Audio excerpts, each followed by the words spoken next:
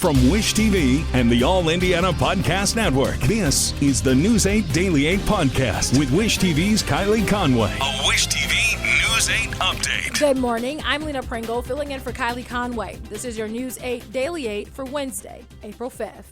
Today is a weather alert day with a pretty wide window. Meteorologist Marcus Bailey says you should stay weather aware today.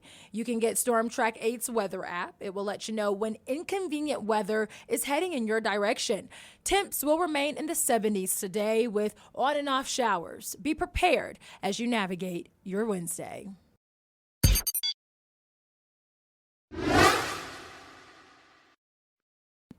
Former President Donald Trump adamantly denies the crimes he's facing charges for. He spoke to his supporters at his Mar-a-Lago estate last night.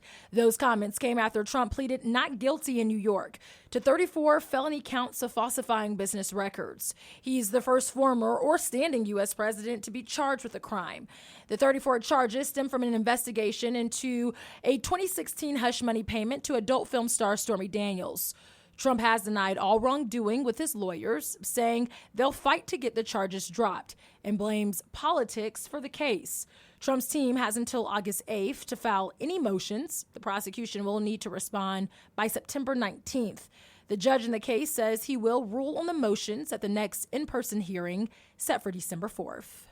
New on Daybreak, one of the officers who shot an accused school shooter is talking about the moments before and after it happened. Nashville, Tennessee police officer Rex Engelbert says he stopped what he was doing and went to the scene as soon as he heard a radio call about the shooting. The department released part of his body camera video yesterday as Engelbert and department leaders spoke. Engelbert was one of the first officers through the door to confront the shooter. He gives credit to officers he had never even met. The department says officers confronted the shooter within 4 minutes of reaching the scene. The police chief applauds the officers for acting quickly. The tornado total has now jumped to 22 here in Indiana. That's the latest report from the National Weather Service after the deadly storms Friday night and early Saturday morning. The strongest twisters hit Johnson and Grant counties.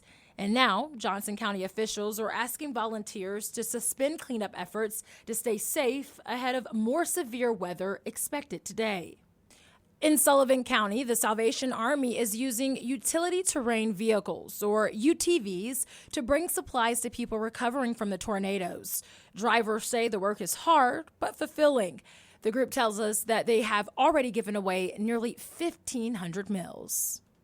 In Monroe County, McCormick's Creek State Park is closed through at least the end of the week after the storms. An EF3 tornado with winds reaching nearly 140 miles per hour slammed the park late Friday night. The Indiana Department of Natural Resources confirms 2 people died in the tornado. As we've reported, the agency says Brett and Wendy Kincaid were camping when the storm hit. DNR officers tell I-Team 8 campers must stay weather aware. According to the DNR, the lodge at the park is scheduled to reopen this weekend, and it says the campground will remain closed until at least April 30th. Classes are back in session at Beech Grove High School this morning.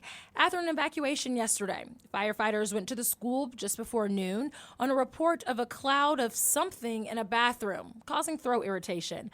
IFD says hazmat crews went in and did not find anything. Medics checked out 21 people and say all are okay.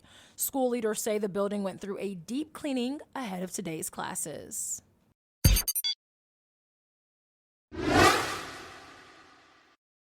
The city of Chicago has elected a progressive union organizer and former teacher as its next mayor. Brandon Johnson thanked supporters during his victory speech last night. He said they are ushering in a new chapter in Chicago's history. He beat out former Chicago Schools CEO Paul Vallis for the job.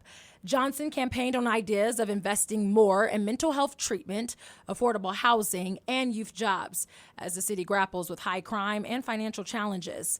Johnson will succeed current mayor Lori Lightfoot.